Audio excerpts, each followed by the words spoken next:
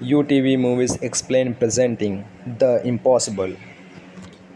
कहानी की शुरुआत में दिखाया जाता है कि एक फैमिली जिसमें डॉक्टर मारिया बेनेट, उसके पति हेनरी और उनके 3 बच्चे लूकस, थॉमस और साइमन, जो क्रिसमस फेस्टिवल को सेलिब्रेट करने के लिए खाओ लेक, थाईलैंड आता है, जो थाईलैंड में इंडियन ओशियन के पास ऑर्चिड बीच रिसोर्ट्स में रुकते हैं। इनके सामने इंडियन ओशियंस है, जिसका नज़ारा बहुत ही सुंदर और मनमोहक होता है। पूरी फैमिली क्रिसमस इवनिंग को बहुत ही प्यार से सेलिब्रेट करती है। अगले दिन क्रिसमस डे होता है, इसलिए हेनरी बच्चों के लिए क्रिसमस गिफ्ट पहले ही ला कर रख देता है, जिसे पाकर बच्चे बहुत ही खुश होते हैं। अगली सुबह पूरा परिवार समंदर के किनारे जाता है। 2 दिनों के बाद 26 दिसंबर 2004 को एंजॉय करते हैं। डॉक्टर मारिया बेनेट और उसकी पूरी फैमिली 2 दिन बीत चुके पर मस्ती कर रही होती है। मारिया एक बुक लेकर पढ़ रही होती है। उस बीच पर उनकी फैमिली के अलावा और भी बहुत फैमिली के लोग होते हैं। तभी मारिया को कुछ महसूस होता है। मारिया एक जगह शांत होकर उसे समझने का प्रयास करती है। तभी वो देखती है कि समुद्र की भयानक लहरें। अगले सीन में दिखाया जाता है कि मारिया एक पेड़ को पकड़कर खुद को डूबने से बचा रही होती है। वहाँ आसपास सिर्फ सुनामी होती है और कुछ नहीं। एक पल में वहाँ का सारा नज़ारा बदल जाता है। एक पल में मारिया की पूरी दुनिया बदल चुकी होती है। उसका पूरा परिवार लापता हो चुका होता है। सुनामी एक पल में सब कुछ तबाह कर चुकी होती है। मारिया ये सब सोचकर ज़ोर-ज़ोर से रोती है।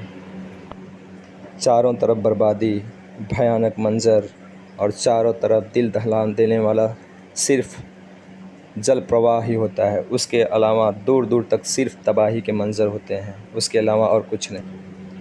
तभी उन लहरों में बहता हुआ एक बच्चा नज़र आता है, जो लूकस रहता है। मारिया लूकस को देख लेती है। लूकस भी मारिया को आवाज़ देने लगता है, लेकिन चारों तरफ सिर्फ तबाही की लहरें होती हैं। उन लहरों में चारों तरफ मलबों का कचरा बह रहा होता है।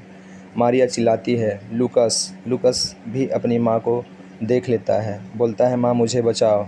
उन लहरों में दोनों खुद को बचाने का प्रयास करते हुए दिखाई देते हैं। लहरों में इतनी ताकत होती है कि दोनों खुद को संभाल नहीं पा रहे थे। इतने में पानी के अंदर ही मारिया के पेट में लकड़ी का टुकड़ा घुस जाता है, जिससे मारिया घायल हो जाती है।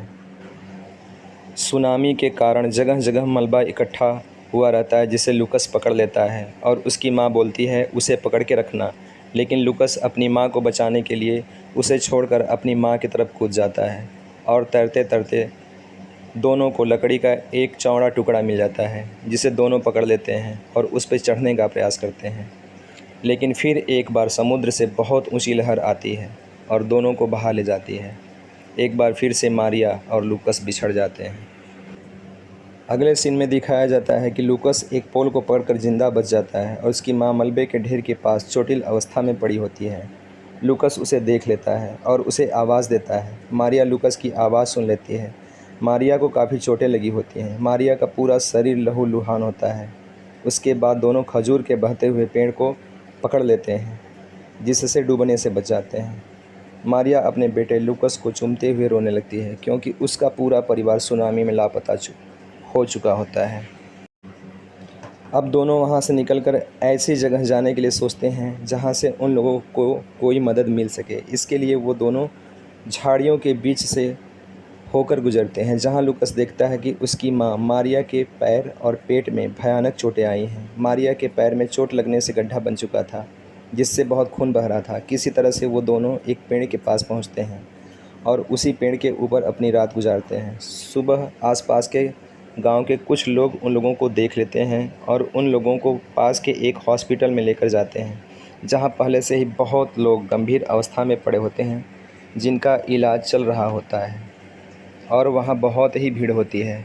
मारिया लूकस को बोलती है, चाहे कुछ भी हो जाए, मुझे अकेला मत छोड़ना।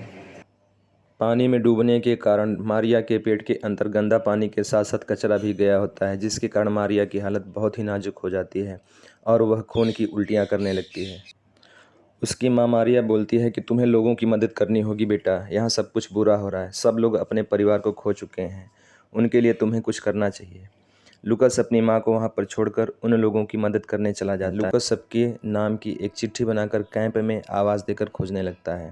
उसे उम्र का बच्चा मिल जाता है, जो उस सुनामी में खो चुका होता है। लूकस उन दोनों को मिलाकर बहुत ही खुश होता है। ऐसा लगता है जैसे उसने अपना परिवार फिर से पा लिया हो। अगले सीन में दिखाया जाता है कि लूकस अपनी माँ के पास दौड़ते हुए जाता है। तो उसके बेड पर उसकी माँ नहीं रहती है। उसे वहाँ से अस्पताल के कर्मचारियों ने कहीं और भेज दिया रहता है।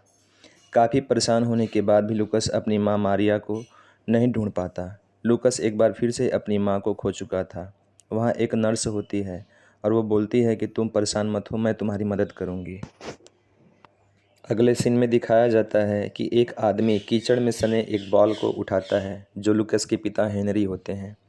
हेनरी मलबे और कीचड़ में से होते हुए अपने परिवार को उसी रिजॉर्ट में ढूंढने जाता है जहां वे लोग रुके होते हैं, मगर वहां कोई नहीं होता। हेनरी अपने परिवार को पाने के लिए बहुत रोता चिल्लाता है। तभी वहां थॉमस और साइमन आ जाते हैं जिन्हें किसी और ने बचा लिया होता है। हेनरी अपने दोनों लड़कों को एक औरत को सौंप देता है जो वहां से किसी सुरक्षित जगह पर जा रही होती हैं और कहता है कि आप इन दोनों का ख्याल रखना, मैं मारिया और लूकस को ढूंढ कर वहाँ आ जाऊँगा। हेनरी मारिया और लूकस को बहुत ढूंढने का प्रयास करता है लेकिन उसे वहाँ कोई नहीं मिलता। हेनरी घायल भी हो चुका होता है। हेनरी ढूंढते हुए रोड तक पहुँच जाता है जहाँ उसे गाड़ी से जाते हुए कुछ लोग मिल जाते हैं जो उसकी मदद करते हैं।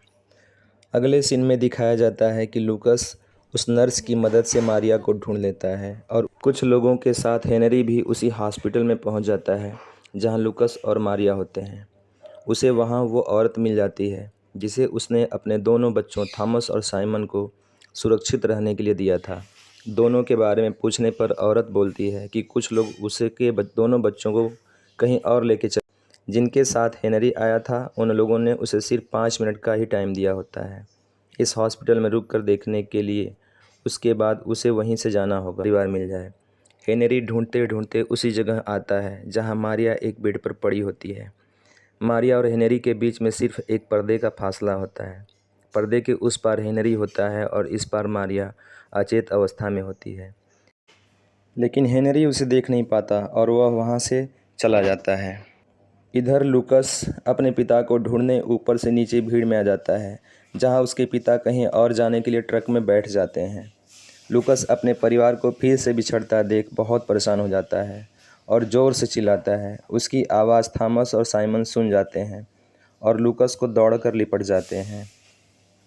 उसके पिता भी उन लोगों की आवाज़ सुनकर आ जाते हैं और सब मिलकर मारिया के पास जाते हैं जहां मारिया बीमार अवस्था में पड़ी होती है, लेकिन उनका परिवार अब मिल चुका होता है। पूरा परिवार एक हो चुका होता है। मारिया के इलाज के लिए इंश्योरेंस कंपनी से कुछ लोग आते हैं जो बताते हैं कि मारिया का बेहतर इलाज उनकी कंपनी सिंगापुर में कराएगी, जो शायद कुछ ही घंटों में वहां पे पहुंच जाएंगे। लूकस मारिया के पास जाता है और कहता है कि मैं आपके साथ हूं और मैं कभी आपको अकेला नहीं छोड़ूंगा। मारिया कहती है, मुझे तुम पर गर्व है। उसे यकीन नहीं होता है कि उसका पूरा परिवार उसके साथ है। वो खिड़की से बाहर देखती है जहां उसे चारों ओर सिर्फ तबाही दिखाई देती है। ये फिल्म सन 2012 में रिलीज़ हुई थी। IMDb पर इसकी रेटिंग है 7.5। उम्मीद करते हैं ये कहानी आपको पसंद आई होगी।